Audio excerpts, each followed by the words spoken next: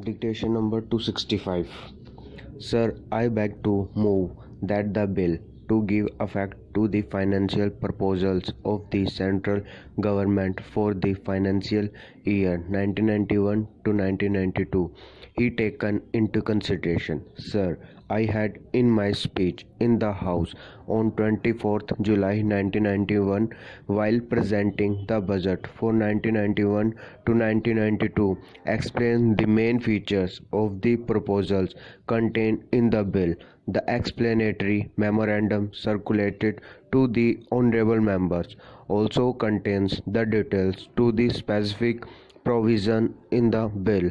I do not therefore propose to go over the detailed provisions of the bill. Once again, I feel gratified that the budget has evoked a great deal of interest, and during the debate on the budget in this House, a number of very constructive suggestions were made by the honorable members with regard to some of the proposals contained in the bill.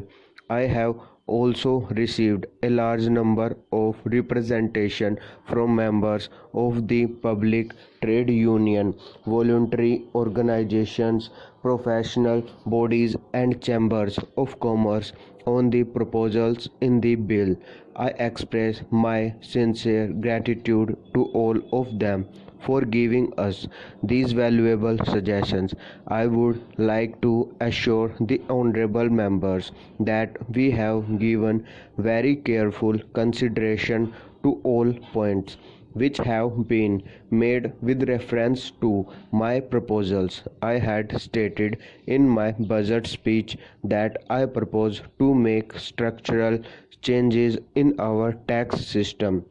As the honorable members are aware, the government has since set up a tax reforms committee to look into the entire tax structure. The committee has been directed to submit an interim report within 3 months and the final report by February 28, 1991.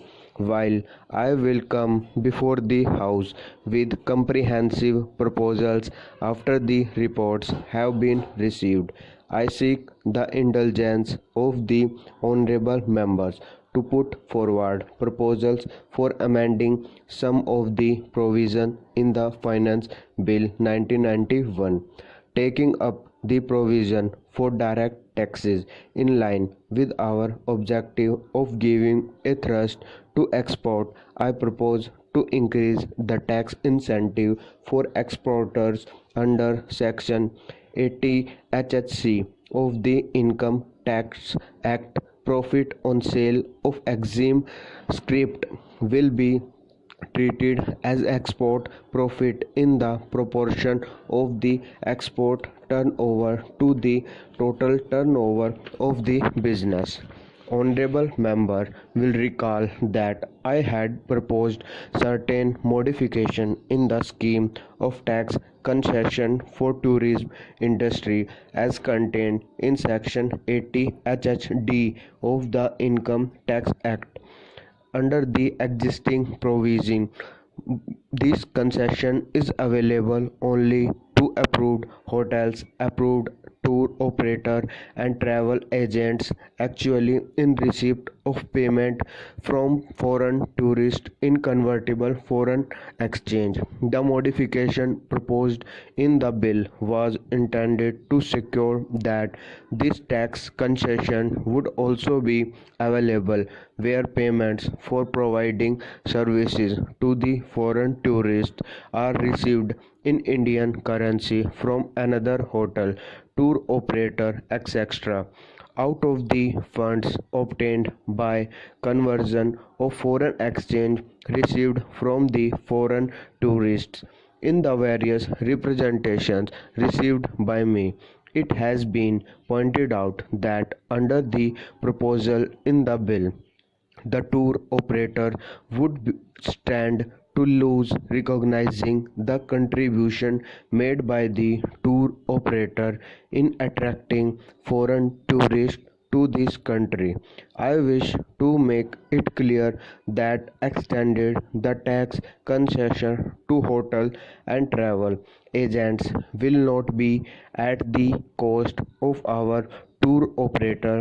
With this end in view, I propose to move an amendment to the bill to secure that the receipts in foreign exchange eligible for computing the concession do not get reduced by the payments made to another hotel tour operator for providing service to foreign tourists.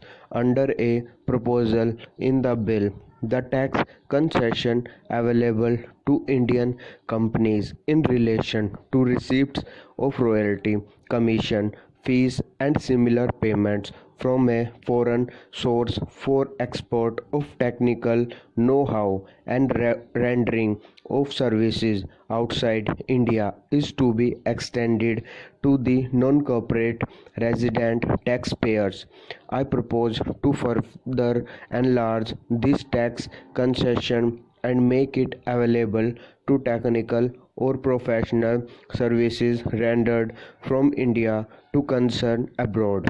This will, however, not cover cases where the technical or professional services is rendered to non-resident in India.